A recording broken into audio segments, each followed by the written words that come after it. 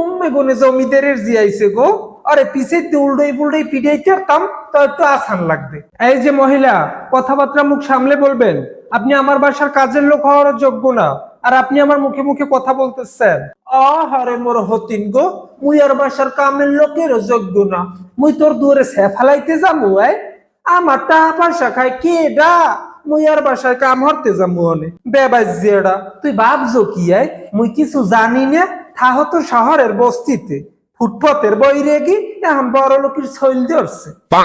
আয় হায়, এই অশিক্ষিত মহিলা কি বলতেছে? হ্যাঁ, আমার সম্পর্কে আপনার কোনো আইডিয়া আছে?